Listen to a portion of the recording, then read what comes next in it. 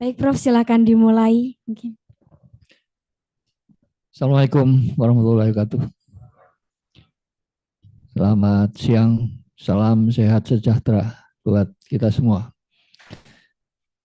Sebagaimana sudah ditetapkan oleh pihak Fakultas Hukum Universitas Wijakusuma, saya kali ini akan membawakan materi tentang hukum bisnis. Keren memang, judulnya keren, hukum bisnis. Saya sebagai narasumber, sebagai dosen, memang sejak awal menggeluti hukum perdata.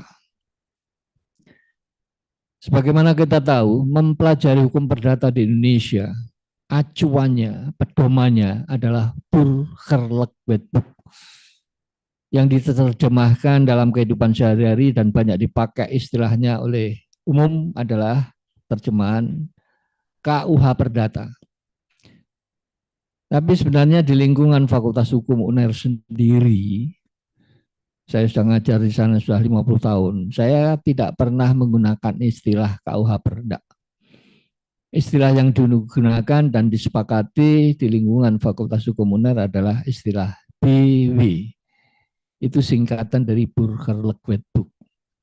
Itu bukan berarti mau ke Belanda-Belandaan, bukan.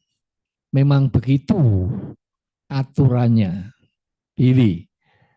Dan ternyata itu sangat bermanfaat untuk masa sekarang. Sebab bagaimanapun BW yang kita pakai sebagai pedoman untuk mempelajari hukum perdata di Indonesia juga dipraktekkan di Indonesia.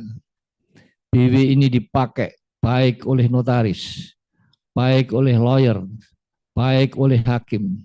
Semuanya sepanjang menyangkut aspek-aspek keperdataan pasti BW dijadikan acuan, dijadikan pedoman.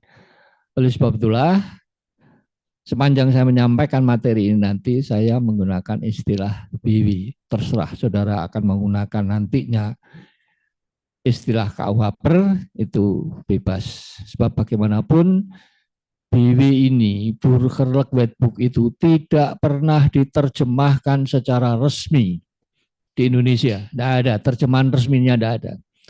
Kalau saudara membawa kitab undang-undang hukum perdata, mungkin terjemahnya Subekti atau terjemahnya penulis-penulis lain, itu bukan terjemahan resmi. Oleh sebab itulah istilah-istilah yang digunakan di situ beraneka ragam. Terjemahan Subekti pun saya juga tidak sepenuhnya cocok. Subekti menerjemahkan si berpiutang, si berhutang. Kalau saya enggak. Si berpiutang yaitu kreditor. Si berutang debitor. Lebih mudah. Dan itu istilah aslinya. Oleh sebab itulah, kalau di dalam BW banyak diterjemahkan oleh banyak orang dengan istilah yang berbeda-beda, itu yang benar yang mana? Semuanya benar. Tidak ada yang salah, tidak ada. Cuman kita harus tahu apa maknanya. Di dalam BW ada istilah onreh mata kedat. Sebagian ada yang menerjemahkan perbuatan melawan hukum. Tapi kalau saya lebih cocok perbuatan melanggar hukum. Saya tidak menggunakan istilah perbuatan melawan hukum sebab istilah perbuatan melawan hukum itu punya rekan hukum pidana. Kita tahu Wetboek van Strafrecht lewat Undang-Undang Nomor 1 Tahun 1946 itu sebenarnya penjabarannya bisa dikatakan terjemahan resmi. Sehingga dari rekan-rekan hukum pidana, di sana ada istilah wederrechtelijkheid, lalu diterjemahkan dengan perbuatan melawan hukum. Jadi perbuatan melawan hukum itu terjemahan resmi mengenai wederrechtelijkheid. Berarti istilah itu punyanya teman-teman dari pidana. Kalau di dalam hukum perdata ada istilah onreh mata kedat, ya seyogianya jangan ngambil punyanya teman-teman pidana. Makanya kita menggunakan istilah perbuatan melanggar hukum, bukan perbuatan melawan hukum. Jadi beda. Mana yang benar, ya silahkan pikir saja sendiri. Begitu pula, kalau sekarang saya diberi tugas untuk membahas, menyampaikan materi tentang hukum bisnis, hukum dan bisnis. Ini merupakan satu kata yang bersenyawa. Sebab bagaimanapun, kalau kita belajar hukum bisnis, sejatinya itu merupakan bagian dari hukum perdata. Mengapa saya katakan sebagai bagian dari hukum perdata? Istilah hukum di sini sebenarnya kalau mau dijabarkan, itu berkaitan dengan adagium yang sudah terkenal ribuan tahun yang lalu, yakni ubi societas ibi ius. Di mana di situ ada masyarakat, di situ ada hukum. Ius di sini bagi orang perdata, terutama saya, ius ini memang pengertian umumnya adalah hukum. Tapi hukum bagi orang perdata pada kata-kata ius itu sebenarnya tidak lain tidak bukan merupakan perjanjian. Jadi hukum, kata ius yang diterjemahkan hukum bagi orang perdata sebaiknya itu difokuskan pada aspek perjanjian. Nah, setelah kita memahami makna ius dari adagium ubi societas ibi ius, lalu sejatinya ubi societas, masyarakat ini punya anggota di mana anggotanya itu merupakan sekelompok orang. Orang itu sebenarnya bersosok sebagai homo economicus. Jadi setiap anggota masyarakat yang merupakan kumpulan banyak orang, orang-orang itu bersosok sebagai homo economicus. Jadi kita sendiri sebagai anggota masyarakat, kita ini bersosok sebagai homo economicus. Apa artinya?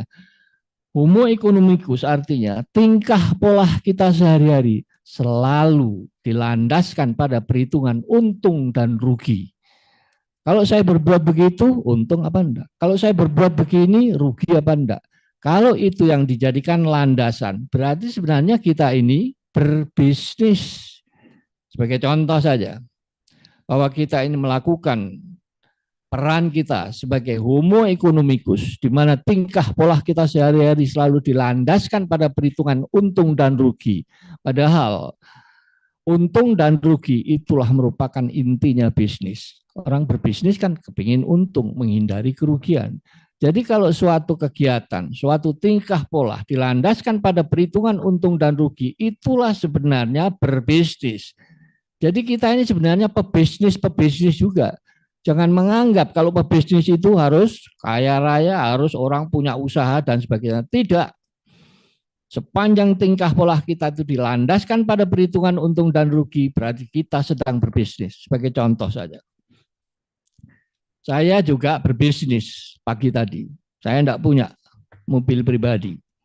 Lalu saya kepingin dari rumah sampai di kampus Wijakusuma, saya harus naik apa supaya lebih praktis.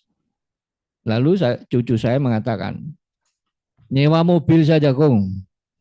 Berapa sewanya? Itu pakai Innova, per 2 jam 350.000. Waduh, rugi saya kalau nyewa Innova. Padahal perjalanan paling-paling hanya 30 menit. Harus nyewa 350.000. Itu saya rugi. Uangnya Kong di dompet itu hanya 150. Apa enggak ada alternatif lain yang sekiranya bisa menguntungkan? Bisa, pakai apa? Soalnya uangnya Kong di dompet itu hanya 100.000. Bukan 150, 100.000. Kalau begitu pakai anu aja, pakai taksi. Taksi kira-kira sekali jalan ya sekitar 75.000. PP 150, enggak cukup.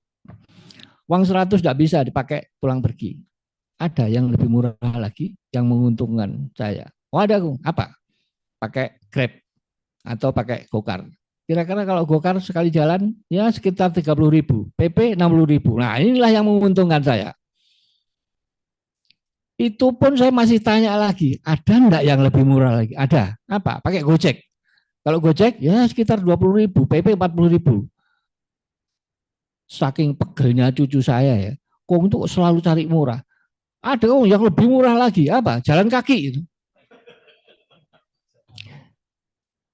Lalu saya mikir, paling murah pakai Gojek. Tapi nanti kalau saya naik sepeda motor, kanginan, sakit, ke dokter, wah lebih mahal. Sehat adalah nomor satu. Itu harus dijaga. Baiklah kalau begitu saya naik Gokar saja. Betul. Online, saya order Gokar, datang drivernya. Naik. Di dalam mobil saya tanya, Mas, saya naik Gokar ini dari rumah ke kampus Wijakusuma 30.000. Saya merasa untung karena uang saya 100.000 nanti saya bisa PP. Lalu masnya sebagai driver, untung enggak mas ngangkut saya dari Ngagelmulyo ke kampus ini? Untung enggak? Untung pak. Berapa? Soalnya saya hanya bayar 30.000.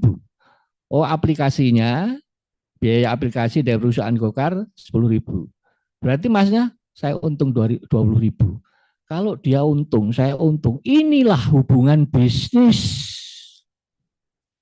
Sebab tidak mungkin driver itu akan mengangkut saya kalau dia rugi. Nggak mau dia. Dia untung 20.000. Saya juga untung. Uang 100.000 bisa PP. Nah kalau ini hubungan bisnis,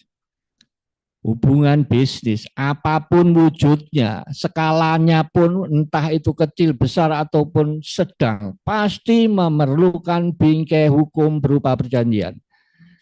Jadi kalau orang itu bersosok sebagai homo economicus, tingkah pola sehari-harinya memperhitungkan untung dan rugi. Untung rugi itulah bisnis dan itulah perdagangan. Dan bisnis ini di dalam kehidupan sehari-hari kegiatannya pasti memerlukan hukum sebagai bingkainya. Tidak ada ceritanya bisnis tanpa bingkai hukum, tidak ada ceritanya. Bisnis yang kecil, menengah ataupun besar pasti memerlukan bingkai hukum dan hukum yang dimaksud di situ tidak lain tidak bukan adalah perjanjian.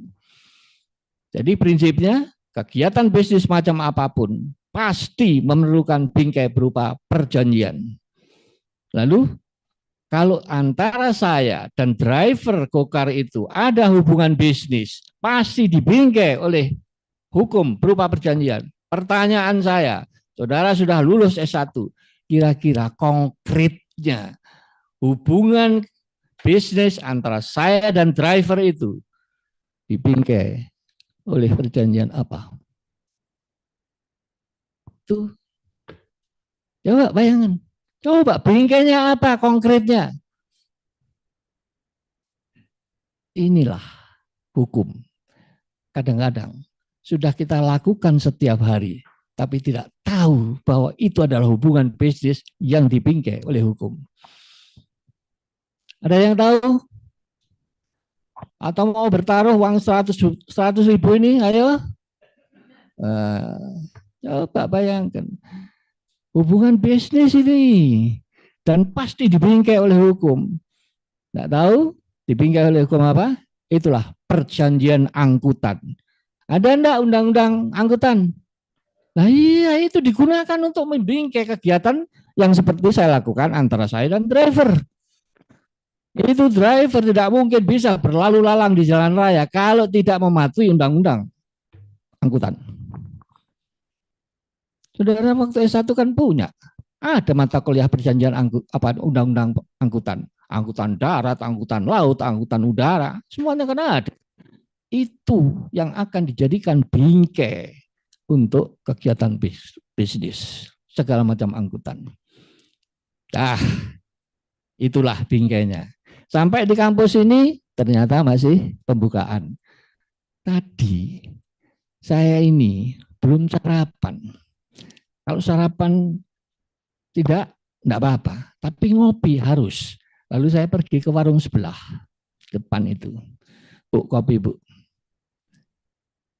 Dah, ditaruh kopinya, enggak terima cangkir itu, gelas. Wih, ya lumayan gede ini. Lalu saya tanya, Bu, berapa ini kalau satu gelas begini nih? 10.000 Pak. Oke, masih cukup ini uang saya. 10.000. Bu, sampean itu membuat kopi 1 gelas 10.000. Apa sudah untung? Sudah, Pak. Kopinya, godok airnya, gulanya, itu kira-kira saya habis 7.000. Oh, jadi kalau Ibu matok harga 10.000, untung 3.000. Iya, saya juga untung, Bu. Kalau 10.000, uang saya masih ada sisa. Bu pemilik warung untung. Saya untung. Jelas ini hubungan bisnis. Pertanyaan saya, kira-kira bingkainya berupa apa ini? Konkretnya. Perjanjian jual beli. Ya, Pak. Sederhana kan? Saudara kan sering ke kafe-kafe itu, nongkrong di situ. Apa? Itu perbuatan hukum, Mas. Saudara berperan sebagai pembeli, satunya berperan sebagai penjual, dan masing-masing punya kewajiban hukum, dan itu harus dilaksanakan. Tapi toh selama ini itu kita abaikan, walaupun kita sarjana hukum. Oleh sebab itulah saya tidak salah kalau hukum bisnis, hukum ini berfungsi untuk membingkai kegiatan bisnis. Dan hukum yang dimaksud di sini terfokus pada perjanjian. Adapun bisnis pada dasarnya itu merupakan suatu kegiatan yang selalu dilandaskan pada perhitungan untung dan rugi. Lalu, kalau perjanjian ini dipakai sebagai bingkainya bisnis,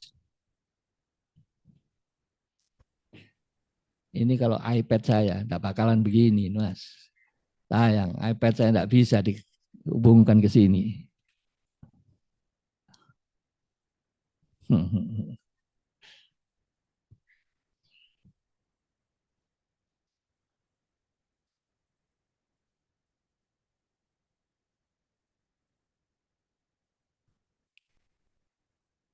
Pelan-pelan aja. Nah, apakah benar bahwa perjanjian ini memegang peran di dalam dunia perdagangan, memegang peran di bidang bisnis? Itu sudah dideteksi oleh para kodifikator pembuat BW 185 tahun silam. Jadi BW yang kita pakai sebagai pedoman untuk mempelajari hukum perdata, untuk kita praktekkan dalam kehidupan sehari-hari. BW yang kita pegang itu usianya sudah sangat renta, 185 tahun silam. Namun toh para kodifikator, para pembuat BW ini sudah tahu persis bahwa kegiatan bisnis apapun, mulai dari dulu mula sampai dengan sekarang, pasti memerlukan bingkai hukum berupa perjanjian. Nah, apakah buktinya kalau para kodifikator 185 tahun silam itu mempunyai suatu pedoman, mempunyai suatu gagasan bahwa perjanjian itu selalu dipakai untuk perdagangan, selalu dipakai di dalam dunia bisnis? Lihat pasal 1320 BW. Dalam pasal 1332 BW di sana dikatakan, hanya benda yang ada dalam perdagangan saja yang dijadikan objek perjanjian. Pasal 1332. Hanya benda-benda dalam perdagangan yang bisa dijadikan objek perjanjian. Ya, Pak, bayangkan, itu sudah dipotret oleh para kodifikator 185 tahun silam sampai dengan sekarang, tidak lekang oleh panas, tidak hancur oleh hujan.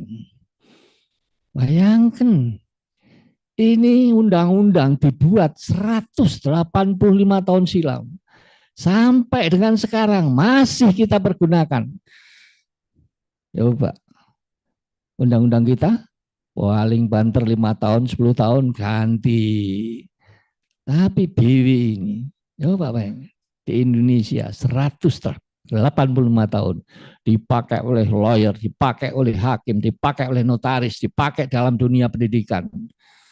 Itu waktu saudara di S1 dulu kalau belajar hukum perdata, pasti BW yang dijadikan acuan. Dan saya yakin BW yang saudara pegang mungkin sudah berusia 5 tahun dan tidak pernah dibuka. Yakin saya? Yakin. Dan saya akan buktikan. Kalau saya tanya, Mas, tahu pasal 1365? Tahu isinya apa? Ngatur apa? 1365 PMH 1365. Tahu isinya. Saya tanya sekarang, pasal 1 BW isinya apa, Mas? Enggak tahu kan? Itulah pertanda bahwa BW-nya enggak pernah dibuka. Wow, pasal 1 kan enggak penting. Justru pasal 1 itu merupakan kunci untuk maju lebih jauh.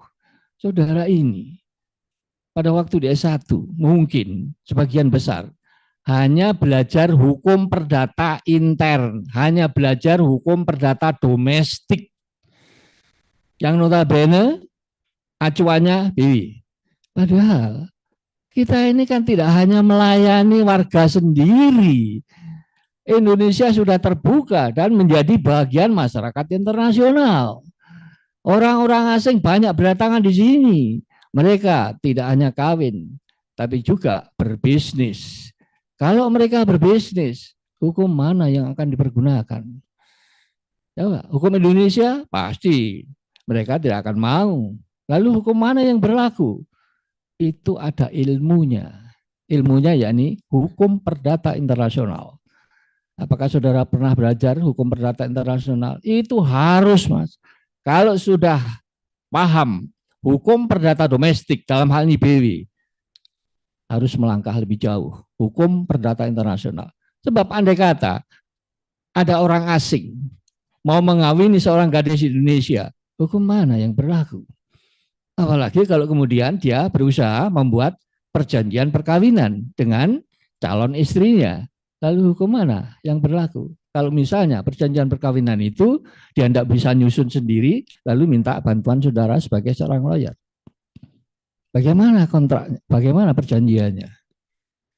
Ini tantangan, Mas. Jadi sebenarnya orang hukum itu punya lapangan kerja luas sekali. Tidak terbatas. Rumah sakit. Kan saudara bayangkan yang ada di situ adalah dokter, perawat.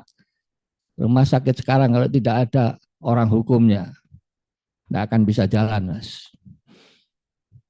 Apa yang dinamakan kontrak terapeutik? Saudara kan tahu kan? Kontrak terapeutik. Sah apa enggak itu? Lalu untuk mengukur keabsahannya, pakai apa? Semuanya ini hukum. Dan itu tidak gampang. Terus terang, tidak mudah. Buktinya loh, BW sudah saudara punya 5 tahun. Di rumah tidak pernah dibuka. Pasal 1 itu tidak tahu. Heran saya. Kalau pasal 2 tahu. Harus tahu mestinya. Pasal 2, aduh. Gimana ini? Padahal itu merupakan norma. Norma itu dipakai untuk landasan solusinya. Kalau saudara menjawab sebuah permasalahan hukum tanpa dasar hukum, itu nonsen, omong kosong itu. Sebab bagaimanapun, hakim kalau menjatuhkan suatu putusan, pasti putusan itu didasarkan pada suatu pasal, suatu norma tertentu. Orang hukum juga begitu. Kalau ingin memberikan sebuah solusi terhadap kasus-kasus, terhadap isu-isu hukum, namanya dasar hukum itu harus saudara cantumkan. Saudara menggugat kan juga begitu. Kan harus mencantumkan dasar gugatannya. Ini on rahmat kedat, apakah ini wan prestasi? Harus itu, Mas. Jangan-jangan saudara juga tidak tahu wan prestasi itu diatur di mana. Ya, tahu. Itulah. Apalagi namanya hukum perdata itu selalu mengandalkan kewajiban. Kewajiban itu dalam bidang hukum separalel dengan prestasi. Apa wujud prestasi itu? Apa? Wujud prestasi. Waduh. Wujud prestasi itu pasalnya gampang, Mas. Nanti kalau ditanya malaikat di alam kubur pasti bisa jawab. Wujud prestasi itu diatur dalam pasal 1, 2, 3, 4. 1234 BW. Daripada 1234 kan susah. Pasal 1, 2, 3, 4. Wujud prestasi itu 1, memberikan sesuatu. 2, berbuat sesuatu. 3, tidak berbuat sesuatu. Itulah wujud prestasi.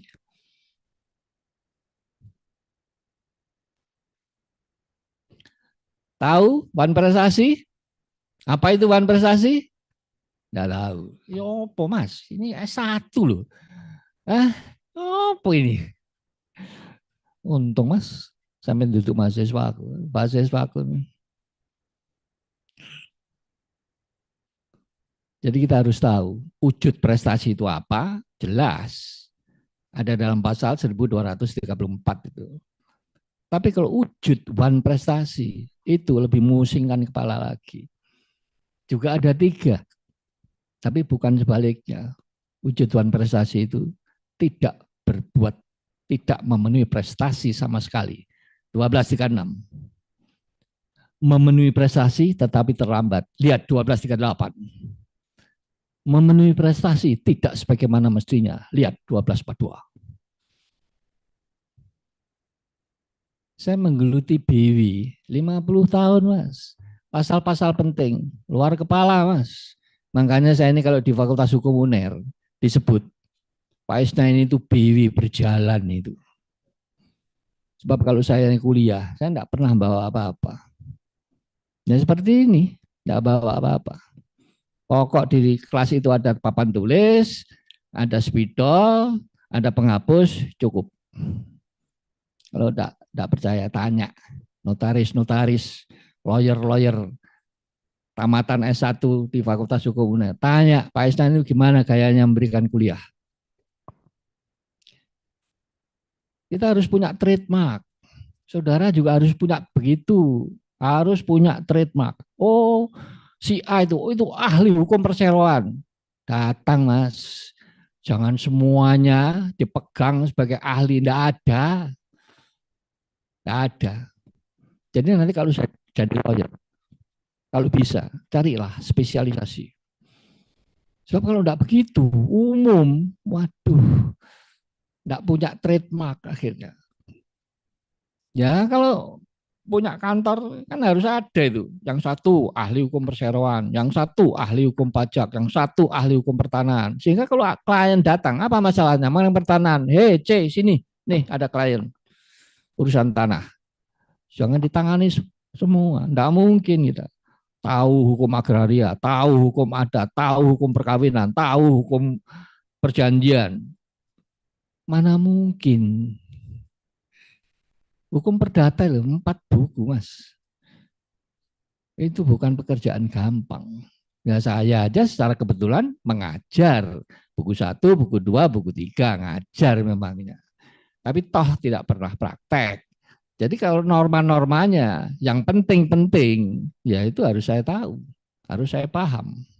Nah, oleh sebab itulah, kalau tadi saya katakan bahwa bagaimanapun namanya namanya perjanjian tadi selalu dipakai sebagai bingkainya bisnis. Bisnis ini pertemuan paling tidak antara 2 pihak, di mana masing-masing pihak menginginkan adanya suatu keuntungan. Demi mencapai keuntungan, maka dia harus mengemukakan kehendaknya. Masing-masing karena mengemukakan kehendaknya,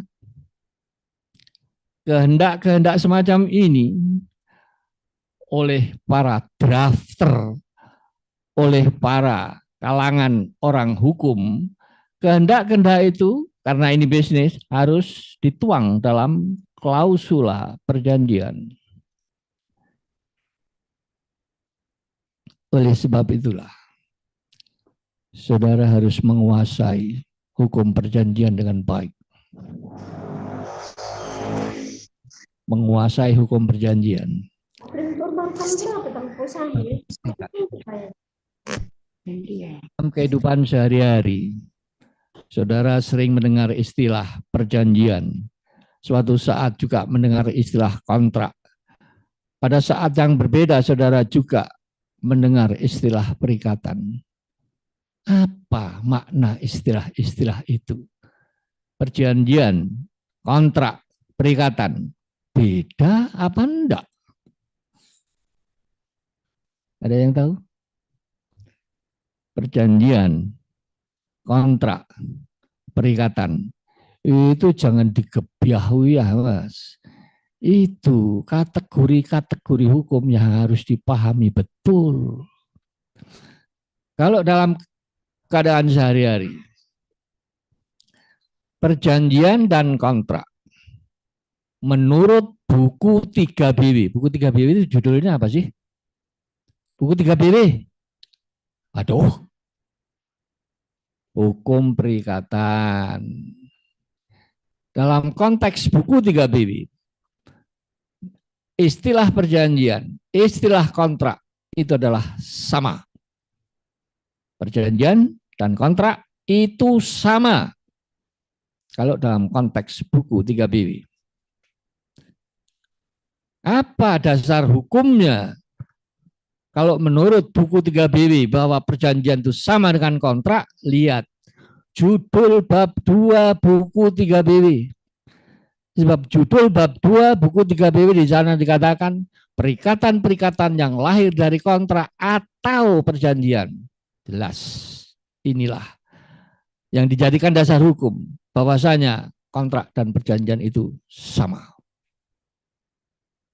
Oleh sebab itulah, jangan sampai nanti saudara praktek mengatakan perjanjian kontrak yang dibuat para pihak itu batal demi hukum. Perjanjian sama kontrak itu sama, ngapain harus digabung? Sering ini terjadi perjanjian kontrak jual beli yang diadakan oleh para pihak. Waduh, saya yang mendengar itu, rasanya telinga saya itu seperti ditusuk. Ini bagaimana orang hukum menggabungkan dua istilah yang sama, perjanjian kontrak. Pakai salah satu, Mas. Perjanjian jual beli oke, kontrak jual beli oke. Jadi jangan sampai perjanjian kontrak jual beli. Waduh, maunya sempurna tapi malah tidak karuan itu. Jadi perjanjian sama kontrak sama. Dasar hukumnya judul bab 2 buku 3BW. Lalu bagaimana dengan istilah perikatan? Sama apakah tidak? Kalau perjanjian dan kontrak sama, sudah ada dasar hukumnya. Lalu kalau itu ditarik dengan perikatan, bagaimana? Apakah perjanjian itu sama dengan perikatan? Apakah kontrak itu sama dengan perikatan? Ini juga harus kita tahu.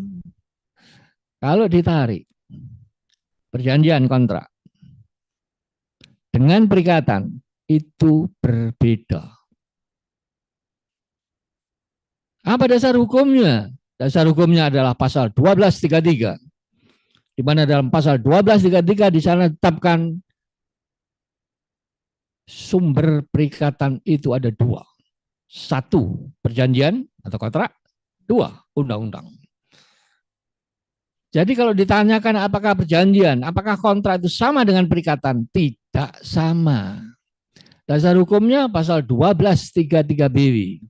Sebab menurut pasal 1233BW, perikatan itu satu, bersumber pada perjanjian atau kontrak, dua, bersumber pada undang-undang. Sehingga kesimpulannya bahwa perjanjian atau kontrak tidak sama dengan perikatan karena, penjelasannya, karena perjanjian atau kontrak itu hanya merupakan salah satu sumber dari perikatan. Sebab selain perjanjian atau kontrak, perikatan juga bisa bersumber dari undang-undang. Begitu uraiannya, begitu penjabarannya terhadap dasar hukum pasal 1233BW.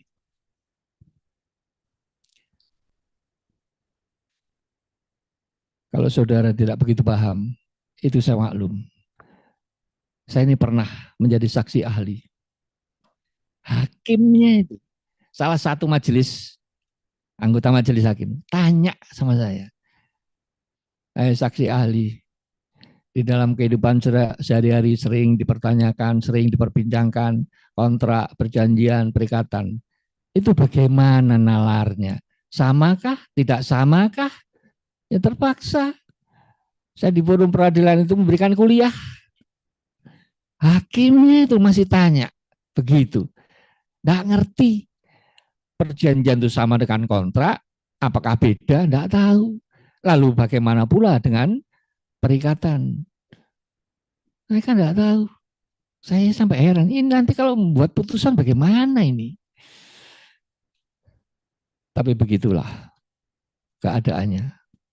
Sebab pada waktu dia mahasiswa, mungkin juga tidak serius, mungkin tidak sungguh-sungguh belajarnya. Oleh sebab itulah, kalau saudara belajar ilmu, dalam hal ini juga ilmu hukum, bersungguh-sungguhlah. Sebab kalau hanya ikhlas-ikhlas, yakin, aku yakin, saudara nanti tidak bakalan menjadi lawyer yang profesional. Nggak bakalan. Makanya saya ini kalau kuliah di Fakultas Hukum, judes sekali. Karena apa? Ya itu tadi, saya kepingin mereka harus bersungguh-sungguh, harus serius. Kalau tidak serius, lebih baik keluar. Di luar, ngekusip, lebih enak daripada di kelas. Oleh sebab itulah, bersungguh-sungguhlah. Tidak hanya hukum perdata, nanti hukum pidana, hukum tata negara, hukum administrasi, semuanya harus dipelajari dengan sungguh-sungguh. Sekarang ini saya melihat perkembangan bidang-bidang hukum itu semakin hari semakin luas. Ada hukum korporasi, ada hukum agraria, ada hukum pajak, ada hukum konsumen, ada hukum kontrak pengadaan barang dan jasa. Coba bayangkan, semuanya itu kalau saudara nanti jadi lawyer harus tahu. Saya ini ketika mengajar hukum perdata, hukum kontrak khususnya, atau hukum perjanjian khususnya, itu sudah pusing kepala. Nah sekarang muncul lagi, ada kontrak pengadaan barang dan jasa. Itu bagaimana nalarnya. Dan saya berhasil mengkader seseorang yang ahli dalam bidang hukum pengadaan barang dan jasa. Dan sekarang sudah menjadi profesor. Dan itu satu-satunya profesor hukum pengadaan barang dan jasa di Indonesia. Satu-satunya. Bayangkan itu. Nggak perlu saya sebut nama, pasti saudara tahu sendiri. Dan itu kalau memperkenalkan saya kepada teman-temannya, selalu dia tidak lupa. Kenalkan, ini Prof. Is, promotor saya dulu, sehingga saya bisa jadi begini. Padahal dia lebih pintar dari saya. Hukum pengadaan, tak tahu saya. Nah sekarang menjadi pertanyaan, hukum pengadaan barang dan jasa. Barang itu sama enggak dengan benda? Pusing kepala, Mas. Saya sudah ditanya ini.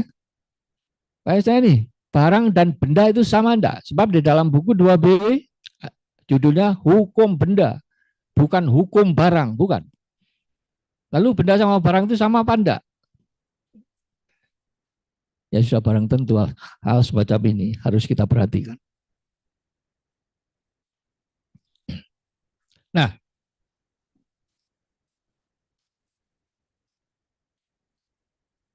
baik.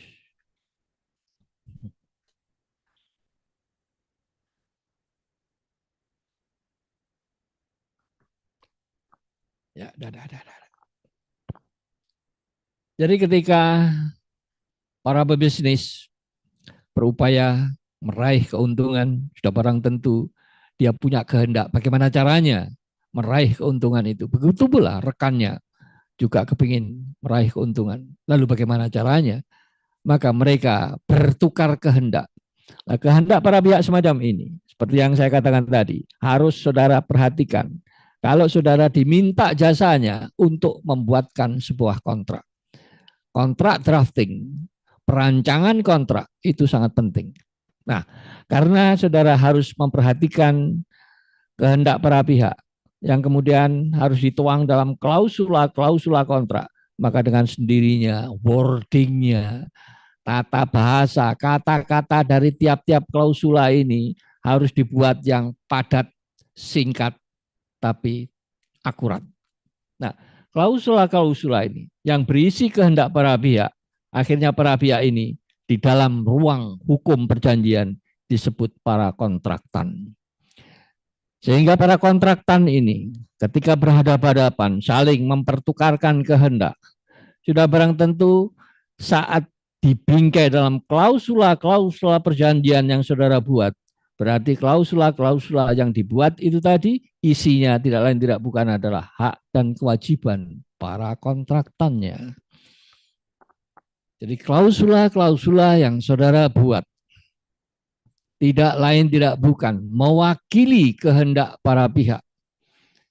Dan kehendak para pihak itu tidak lain tidak bukan maujud dalam hak dan kewajiban. Sebenarnya di dalam BW sendiri yang dipentingkan, yang digarisbawahi, yang diatur di dalam BW itu hanya kewajiban saja. Hak tidak diatur. Apa kewajiban pembeli, apa kewajiban penjual, ada di situ. Tetapi apa hak penjual, apa hak pembeli, tidak diatur. Oleh sebab itulah, kalau di dalam BW mengutamakan kewajiban, mengutamakan obligation, maka perjanjian-perjanjian yang lahir dari rahim buku 3 BW tergolong sebagai perjanjian obligatur. Tulisannya obligatoir. Jadi perjanjian obligatur itu suatu perjanjian yang menekankan pada pentingnya kewajiban. Oleh sebab itulah perjanjian obligator semacam itu lahir dari rahim buku 3 BW. Sebab lain lagi, kalau dalam buku 2 BW juga melahirkan perjanjian, namun bukan perjanjian obligator. Kalau dari rahim buku 2 BW yang lahir itu adalah perjanjian kebendaan. Inilah bedanya. Namun kebanyakan perjanjian kebendaan itu tidak bisa berdiri sendiri. Dia bergantung pada perjanjian obligatur. Hal ini bisa diamati kalau saudara mencermati kegiatan dunia perbankan. Bank itu oleh undang-undang perbankan diamanati supaya menegakkan prinsip kehati-hatian. Prinsip kehati-hatian atau prudential banking. Nah, prudential banking itu ada 5. Character, capital, capacity, condition of economy, dan collateral. Ini harus ditegakkan oleh bank sebagai lembaga intermediari, terutama ketika dia menyalurkan dana pinjaman. Saudara kan sudah sering itu ambil kredit di bank, utang ke bank, biasanya bank akan tanya, apa jaminannya? Yang ditanyakan apa jaminannya itu sebenarnya C yang kelima, kolateral. Apa agunanya? Jadi kalau saya datang ke bank, kepingin ngutang 1 miliar, pasti banknya akan tanya, apa Pak Isna ini jaminannya? Yang dimaksudkan itu C yang kelima, kolateralnya itu apa? Agunannya apa? Saya sodorkan rumah dan tanah. Oh, kalau rumah dan tanahnya Pak Isna ini saya cek dulu, Pak Isna ini kan kepingin utang 1 miliar. Wah, ini saya cek dulu tanah dan rumah itu nilai pasarnya berapa, harus ada estimasinya.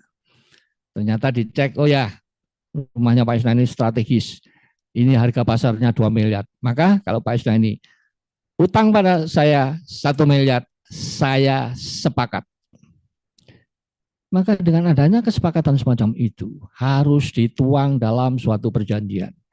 Dan perjanjiannya terkenal sebagai istilah dengan nama apa? Perjanjian kredit. Nah, perjanjian kredit itu kita harus awas dan waspada. Perjanjian kredit itu kalau dikaitkan dengan pasal 1319 BW itu tergolong sebagai perjanjian bernama ataukah perjanjian tak bernama? Sebab kita tahu jenis perjanjian itu banyak. Berdasarkan pasal 1319 BW, perjanjian itu dibagi 2. Ada perjanjian bernama dan ada perjanjian tak bernama. Kalau BW seperti menyebut dengan nama khusus apa begitu. Tapi kalau saya perjanjian bernama dan perjanjian tak bernama. Jadi berdasarkan pasal 1319 BW, perjanjian itu ada 2, ada perjanjian bernama dan ada perjanjian tak bernama. Yang dimaksud perjanjian bernama adalah jenis-jenis perjanjian yang secara umum diatur di dalam buku 3 BW. Perjanjian bernama adalah jenis-jenis perjanjian yang aturan pokoknya ada di dalam buku 3 BW, mulai bab 5 sampai bab 18. Misalnya perjanjian bernama itu perjanjian jual beli, perjanjian tukar menukar, perjanjian sewa. Itu contoh-contoh jenis perjanjian bernama. Ada perjanjian kuasa, ada perjanjian hibah, dan seterusnya. Ada perjanjian pinjam meminjam, ada perjanjian pinjam pakai, dan seterusnya. Lihat bab 5 sampai bab 18. Buku 3 BW. Itulah jenis-jenis perjanjian bernama. Dan perjanjian-perjanjian bernama yang ada dalam buku 3 BW itu dipersiapkan untuk para pebisnis. Jadi kalau saya tadi kepingin kopi, pengen minum kopi, dan ada yang menyediakan, maka tadi sudah saudara jawab, kalau saya datang ke situ, minum kopi, itulah kegiatan bisnis dan dibingkai perjanjian jual beli. Lalu apa aturannya perjanjian jual beli? Lihat dalam buku 3 BW ada itu. Definisi perjanjian jual beli itu disediakan. Saudara dalam satu hari membuat perjanjian jual beli mungkin 3, 5, sampai 10 kali. Apalagi kalau saudara punya hobi ke mall. Itu satu hari saudara bisa membuat perjanjian jual beli sampai 10 sampai 15 kali. Tapi saudara tahu definisi perjanjian jual beli yang saudara lakukan setiap hari berkali-kali itu harusnya tahu. Di situ ada perjanjian jual beli itu merupakan perjanjian yang paling sering dibuat oleh setiap orang. Mulai dari dulu. Mulai dari 180 tahun silam sampai sekarang, perjanjian jual beli itu paling sering dibuat oleh setiap orang sebagai subjek hukum. Tidak hanya sekali, tidak hanya 2 kali, bisa 5 kali. Oleh sebab itulah para kodifikator, karena perjanjian jual beli sering dibuat oleh anggota masyarakat dalam kehidupan sehari-harinya, diberikan definisinya. Lihat pasal 1457. Perjanjian jual beli adalah suatu perjanjian di mana salah satu pihak mengikatkan diri untuk memberikan benda, sedangkan pihak lain mengikatkan diri untuk menyerahkan sejumlah harga yang disepakati. Itulah definisi perjanjian jual beli. 1457. Perjanjian jual beli adalah suatu perjanjian di mana salah satu pihak mengikatkan diri untuk menyerahkan benda, sedangkan pihak lain mengikatkan diri untuk menyerahkan sejumlah harga yang disepakati. Itulah pasal 1457. Karena para kodifikator 185 tahun silam itu menyadari dan memprediksi perjanjian jual beli itu pasti akan dilakukan oleh setiap orang dalam kehidupan sehari-harinya. Oleh sebab itulah harus diberikan definisinya, harus diberikan pengertiannya, supaya paham ketika melaksanakan perjanjian jual beli itu secara konkret dalam kehidupannya. Coba, apa tidak lengkap itu? Nah, kalau tadi dalam pasal 12 3 BW, sumber perikatan ada 2, perikatan bisa bersumber dari perjanjian. Berarti begitu ada perjanjian, otomatis akan lahir perikatan. Otomatis itu. Jadi dalam pasal 1233, perikatan itu bisa bersumber pada perjanjian. Yang pertama. Yang kedua, bisa bersumber pada undang-undang. Tetapi perikatan yang paling banyak kita lakoni adalah perikatan yang bersumber dari perjanjian. Tadi perjanjian jual beli. Jadi kalau kita membuat perjanjian jual beli, akan melahirkan perikatan otomatis. Cuman pertanyaannya, kalau kita sudah tahu definisi perjanjian jual beli, dan itu sering kita lakukan, Anda pembeli, dia penjual. Pertanyaannya, kapan perjanjian jual beli itu lahir? Sebab dengan lahirnya perjanjian jual beli, otomatis akan lahir perikatan. Saudara sebagai pembeli terikat pada penjual, penjual juga terikat pada saudara sebagai pembeli. Itu urut-urutannya itu begitu. Nah, kita kalau sudah tahu pengertian definisi perjanjian jual beli, lalu kapan perjanjian jual beli itu lahir? Untuk menetapkan kapan saya sebagai pembeli itu terikat pada penjualnya. Juga sebaliknya, kapan penjual itu terikat pada saya. Karena keterikatan itu penting, mengingat kita sebagai pembeli, dia sebagai penjual, itu punya kewajiban. Tadi kan ada dalam perjanjian itu ada hak dan ada kewajiban, tetapi dalam BW yang ditetapkan adalah kewajiban. Nah, kalau dipertanyakan kapan perjanjian jual beli yang sering kita lakukan itu lahir sehingga kita terikat pada penjualnya dan penjual terikat pada kita sebagai pembeli, lihat pasal 1458. Perjanjian jual beli sudah lahir sejak para pihak sepakat mengenai benda dan harga. Simpel saja.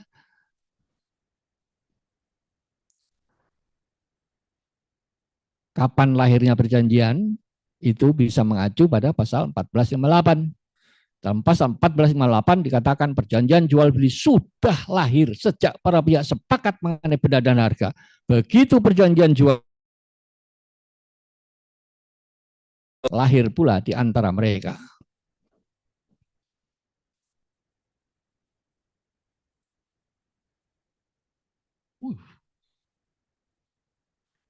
Ya ini Pak Isna ini biasanya kalau memberi kuliah 3-4 jam. Sekarang tinggal 30 menit. Jadi tolong, namanya buku 3 BW itu tidak pernah lepas dari buku 2. Sebab objeknya, transaksi-transaksi yang diatur dalam buku 3 BW. Buku 3 BW itu ngatur aturan-aturan transaksi. Jadi transaksi-transaksi yang terjadi dalam dunia bisnis, aturannya dalam buku 3. Lalu objeknya transaksi itu apa? Benda. Benda ada dalam buku 2. Jadi berarti buku 2 dan buku 3 itu menyatu, tidak bisa dipisahkan. Makanya kalau saudara bisa mensinergikan, menggabungkan buku 2, hukum benda, dan buku 3, hukum perikatan, itulah yang dinamakan hukum harta kekayaan.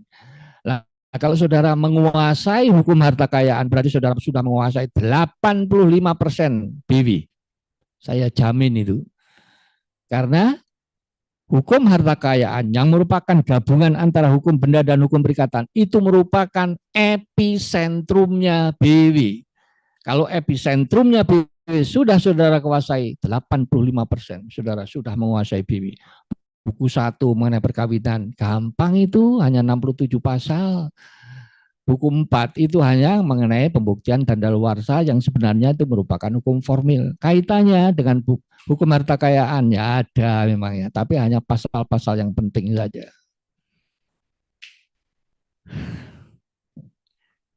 Nah, tadi saya katakan sudah bahwa tiap kegiatan bisnis perlu bingkai hukum. Hukum yang dimaksud adalah perjanjian. Karena perjanjian itu fungsinya untuk membingkai kegiatan bisnis. Maka sebagai bingkai, perjanjian itu harus dibuat secara benar atau secara sah. Karena dia membingkai kegiatan bisnis untuk meraih suatu keuntungan. Maka bingkainya ini harus bisa dipertanggungjawabkan. Akuntabilitas bingkai berupa perjanjian itu harus bisa dipertanggungjawabkan. Nah, agar supaya perjanjian sebagai bingkainya bisnis punya akuntabilitas yang mantap, maka perjanjian itu harus dibuat secara benar atau sah. Dan untuk membuat perjanjian supaya benar atau sah, maka dipatok pasal 1320. Di mana dalam pasal 1320 itulah yang menentukan syarat-syarat keabsahan perjanjian atau syarat-syarat keabsahan kontrak. Ada 4. 1, para pihak sepakat untuk membuat suatu perjanjian. Yang kedua, para pihak cakap untuk membuat perjanjian. Itulah unsur subjektif.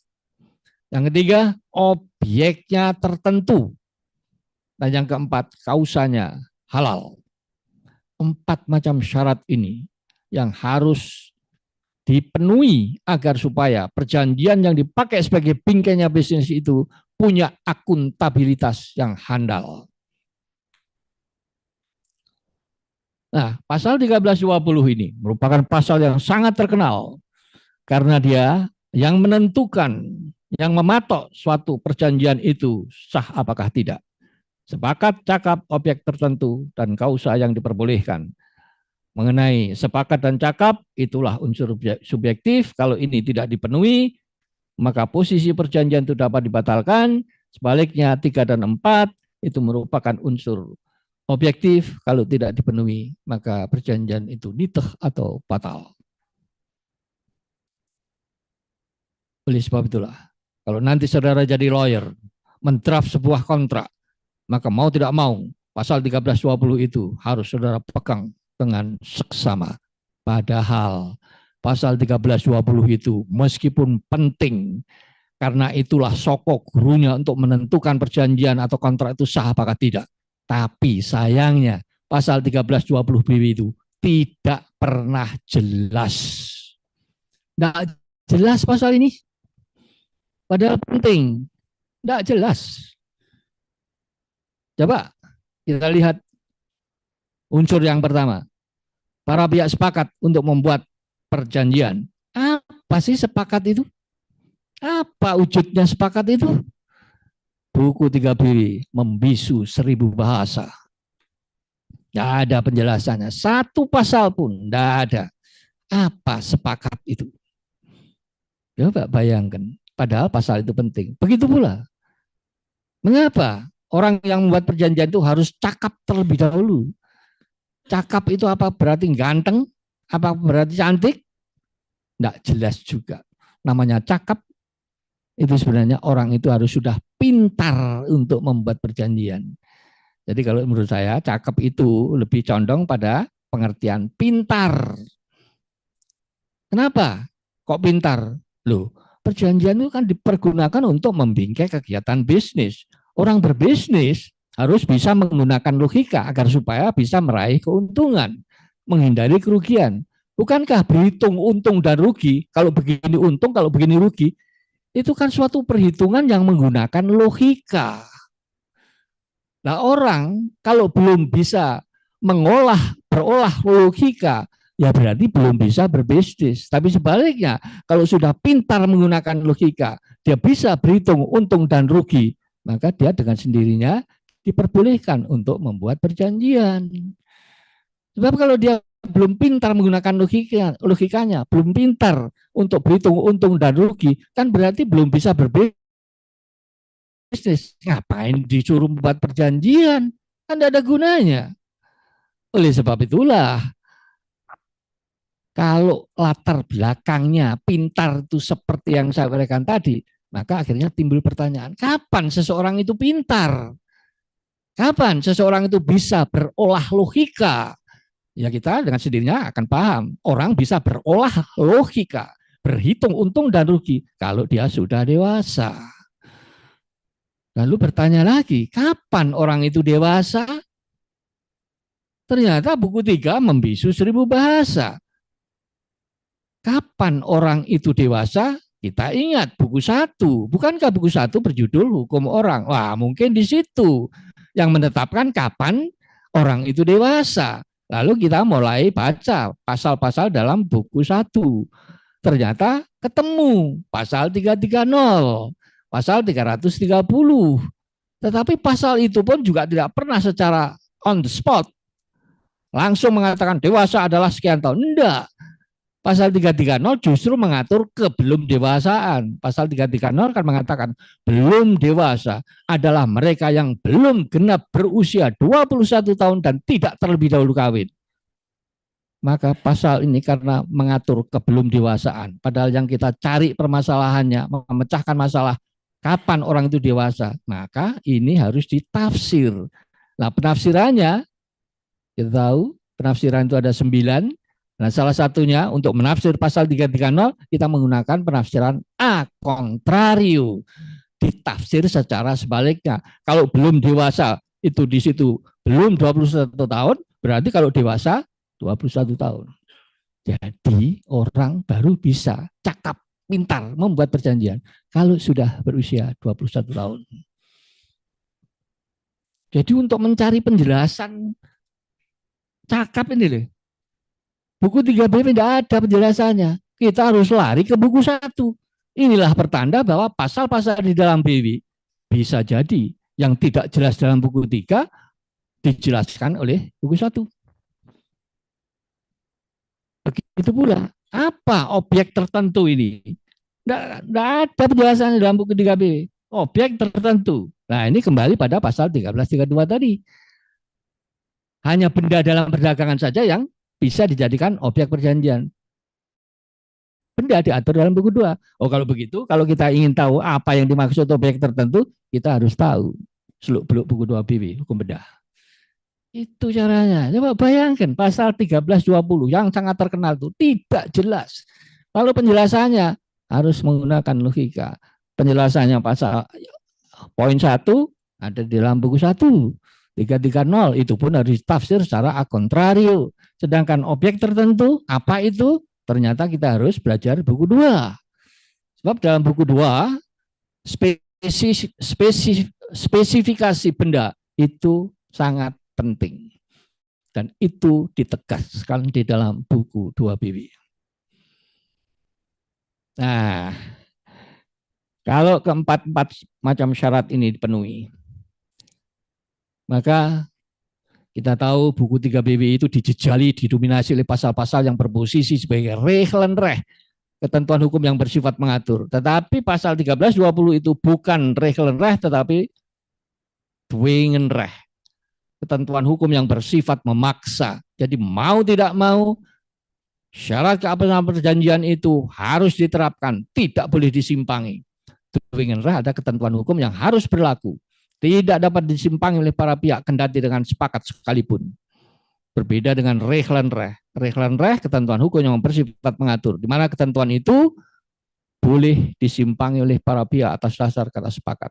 Nah, ternyata pasal 1320 ini walaupun terletak di dalam buku 3 BW, dia berposisi sebagai dwingenreh, tidak boleh disimpangi. Namanya sepakat, cakap, objek tertentu, kausa yang diperbolehkan itu harus dipenuhi. Dikurangi satu pun tidak bisa. Kalau sampai ada suatu perjanjian melanggar pasal 1320, misalnya seorang anak berusia 15 tahun membuat suatu perjanjian. Jelas perjanjian yang dibuat oleh anak-anak berusia 15 tahun itu melanggar pasal 1320. Tetapi meskipun melanggar pasal 1320, perjanjian mereka ini tidak batal demi hukum, tetapi dapat dibatalkan. Jadi kalau cucu saya berusia 15 tahun membeli sepeda di tokonya Babah Lim yang sudah terkenal 40 tahun lalu, ternyata perjanjian jual beli antara cucu saya yang berusia 15 dengan tokonya Babah Lim itu sebenarnya melanggar pasal 1320. Mana yang apa akibat hukumnya kalau melanggar pasal 1320? Perjanjian itu tidak sah. Jadi, meskipun pasal 1320 itu berposisi sebagai dwingenreh, manakala dilanggar, tidak serta-merta perjanjian itu batal demi hukum. Tidak.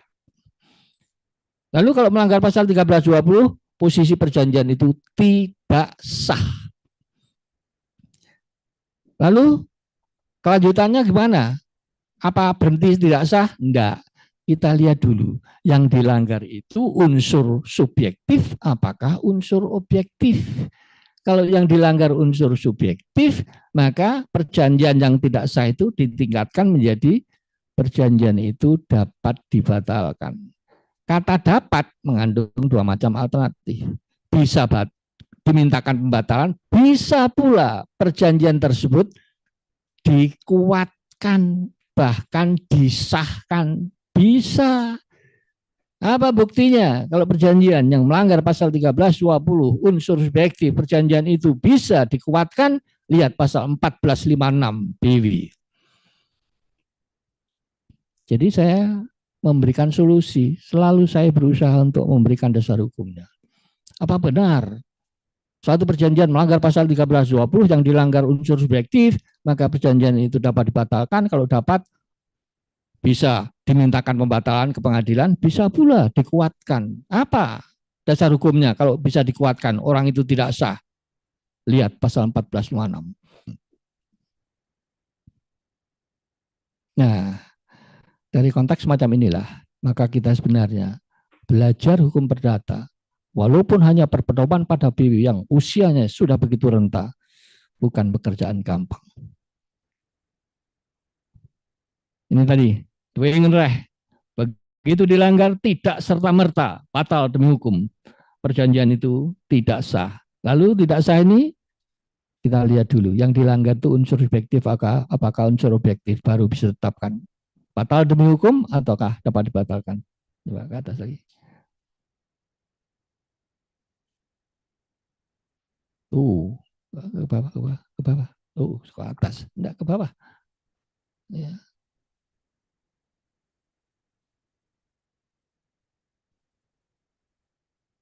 Ya. Dah. Jadi kita sudah tahu bahwa pasal 1320 yang begitu penting itu ternyata tidak pernah jelas dan itu berposisi sebagai doing and re. Oke, ya. Saya oleh moderator diberitahu masih tersisa 15 menit. Ya, ini karena saya dikejar-kejar waktu. Sebenarnya namanya perjanjian. Sebenarnya oleh para kodifikator 185 tahun yang lalu itu sudah dicap, diberi suatu label bahwa perjanjian itu adalah milik setiap orang. Perjanjian itu milik kita, milik setiap orang. Apa buktinya kalau perjanjian itu milik setiap orang?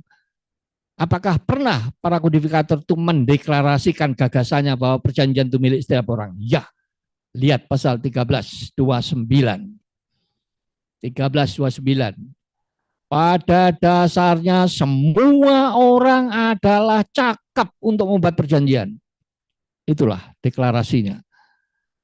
Pasal 1329. Pada dasarnya semua orang adalah cakap untuk membuat perjanjian. Kecuali apabila undang-undang menentukan lain. Jadi kita ini semua cakap untuk membuat perjanjian. Cakap. Karena perjanjian itu milik kita. Cuman kita ini kan bervariasi, ada yang belum dewasa, ada yang sudah dewasa. Nah ini harus dibuatkan kekecualiannya. Maka itu dalam pasal 1329 kalimat yang terakhir itu kecuali apabila undang-undang menentukan lain. Kekecualian ini juga demi melindungi kita sebagai pemilik perjanjian. Lalu siapa yang dikecualikan belum atau tidak boleh membuat perjanjian dalam pasal 1320? Dalam pasal 1330 ada 3. 1, orang-orang yang belum dewasa.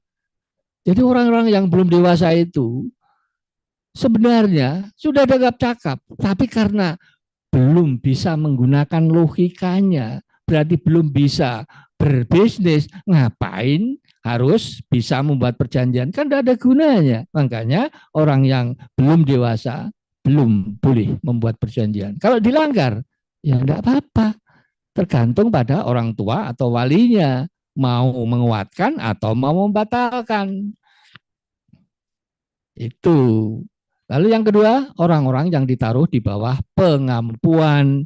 Orang yang ditaruh di bawah pengampuan ini kan berarti akalnya tidak beres. Nah ini kan tidak mungkin bisa berhitung untung dan rugi. Makanya dia jangan membuat perjanjian. Kalau kamu membuat nekat buat perjanjian, pasti kebusuk, pasti rugi.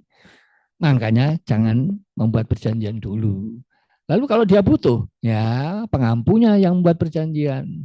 Kan gitu.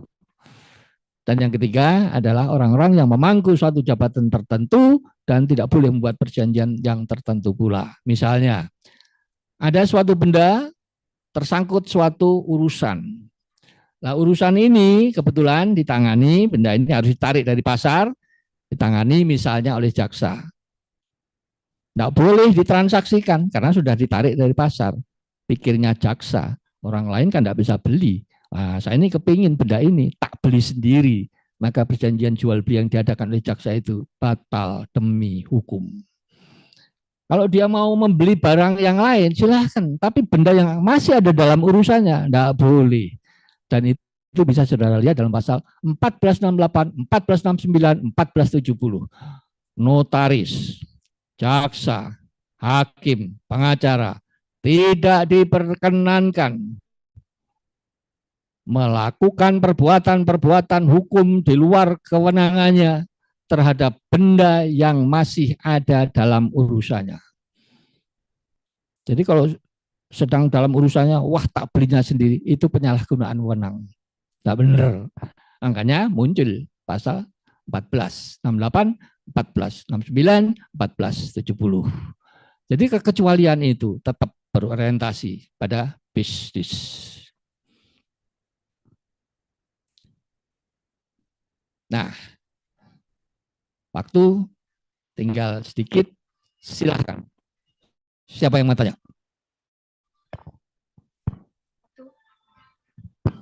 Waktu sisa 10 menit, mungkin ada sesi tanya jawab dari para peserta, dipersilakan.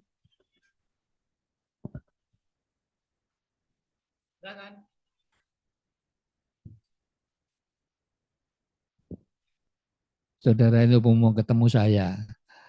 Kalau mau tanya silahkan. Dan mudah-mudahan saya juga berdoa, mudah-mudahan bisa jawab. Saya ini bukan malaikat. Saya ini manusia biasa. Pengetahuan saya pun juga terbatas. Bukan berarti BW itu semuanya ngelontok di sini, enggak. Hanya pasal-pasal yang saya anggap penting memang, ya. Tapi kan yang saya anggap penting, kalau enggak penting ya enggak saya cermati. Mau mencermati yang penting aja, mengelawer kok. Coba bayangkan tadi, pasal 1329, pada dasarnya semua orang dah cakap untuk membuat perjanjian. Itu loh mengkait pasal 1330. Itu loh mengkait 1331. Itulah mengkait pasal 1468, 1469, 1470. Bayangkan, hanya pasal 1329. Kaitannya dengan pasal-pasal lain begitu banyaknya. Sama, kalau saudara menjadi sering berperan sebagai pembeli dan membeli di mall sana, saudara itu sebagai pembeli. Ternyata oleh BW dibebani suatu kewajiban. Apa kewajiban saudara? Diatur. Dalam BW diatur. 15.13. Kewajiban pembeli adalah membayar harga yang disepakati. Diatur itu. Saudara itu kalau beli di mall itu loh, dibebani kewajiban oleh pasal 15.13. Begitu pula di pundaknya penjual juga dibebani kewajiban. Apa kewajiban penjual? Lihat pasal 1474. Kewajiban penjual adalah menyerahkan benda yang dijualnya dan menanggungnya. Lalu apa? Haknya penjual? Tidak ada aturannya. Sama. Kalau saudara sebagai pembeli yang diatur kewajibannya 15.13. Hak saudara sebagai pembeli tidak ada. Tidak ada aturannya. Tidak ada. Kenapa?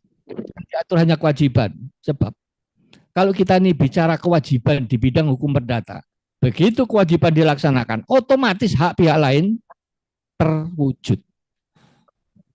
Jadi kalau saudara sebagai pembeli melaksanakan kewajiban saudara, membayar harga, maka itu menjadi haknya penjual.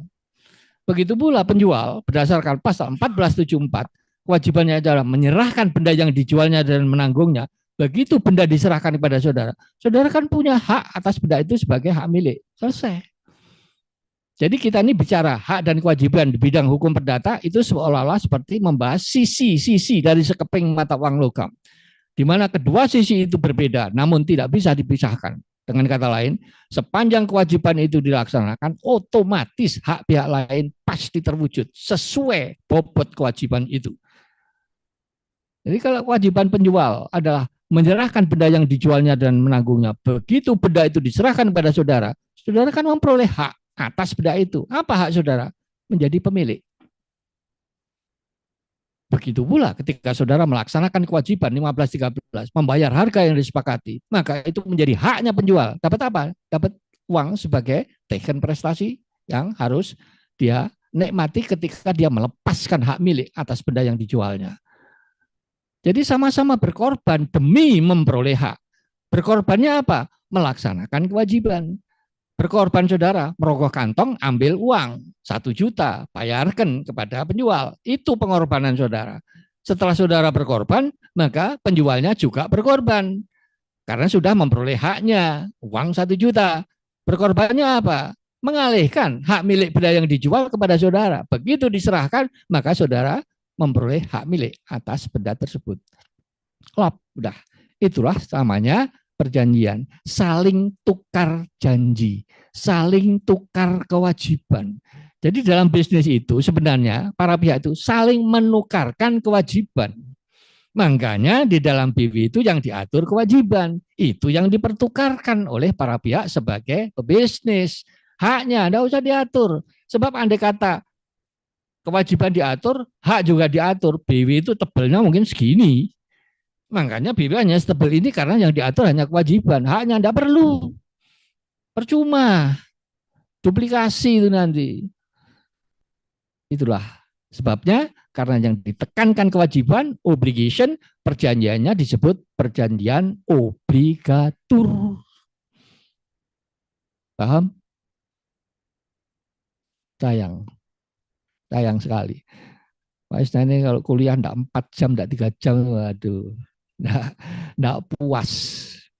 Tapi ya karena dibatasi waktunya, oke. Rupanya waktunya sudah habis. Saya mohon maaf kalau dalam menyampaikan materi ini saya berbuat salah. Bagaimanapun saya manusia biasa. Profesor itu hanya gelar. Saya ini hanya manusia biasa. Saudara pun nanti kalau mau berusaha bisa jadi profesor, bisa. Asal saudara mau, itu aja.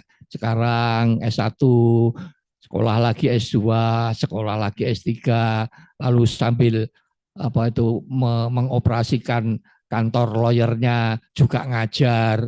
Kemungkinan besar saudara bisa jadi profesor. Ngalahkan saya, harus itu. Murid saya harus bisa mengalahkan saya, harus itu. Kalau tidak, saya anggap kalian tidak berhasil, bukan orang sukses. Tapi kalau saudara sampai mengalahkan saya salut dan saya anggap Anda adalah orang yang lebih sukses daripada gurunya. Wabillahi taufiq wal hidayah. Wassalamualaikum warahmatullahi wabarakatuh. Waalaikumsalam warahmatullahi wabarakatuh.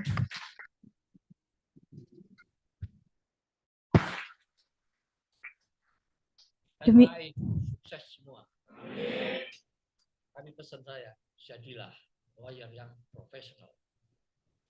Demikianlah pemaparan materi dari Prof. Is. Selanjutnya akan diisi pemaparan materi dengan Prof. Ari. Terima kasih Prof. Is sudah mengisi begitu luar biasanya kepada peserta PKPA. Baik, mungkin bisa meninggalkan tempatnya. Ya, sampai ketemu lagi. Sama lain kesempatan. Berat-berat bawa iPad. Apa-apa.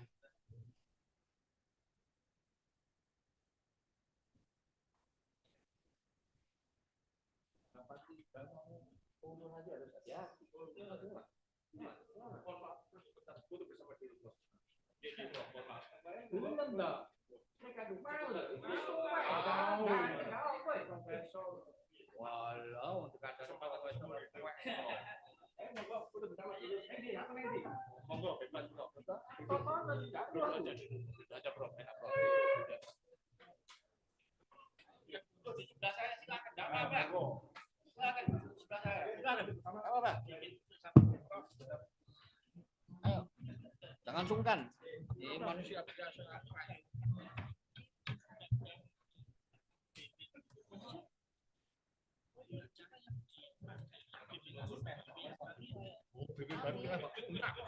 Yang punya Belanda.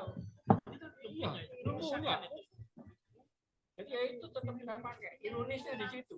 Belanda sendiri sudah buang, nggak mau pakai NBW, kita masih pakai itu aja. Indonesia. Ayo. Saya nggak tahu bagaimana caranya, ayo.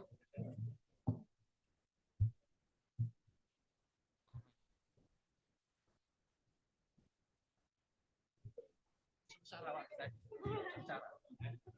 KUHP bisa dibuatkan yang baru. Teman-teman perdata, ini kita bisa yang perdata.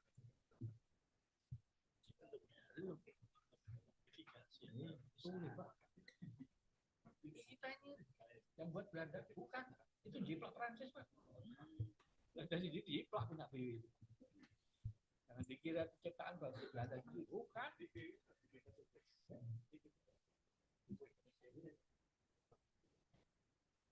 Ayo Mas, ini fotografernya itu kawan.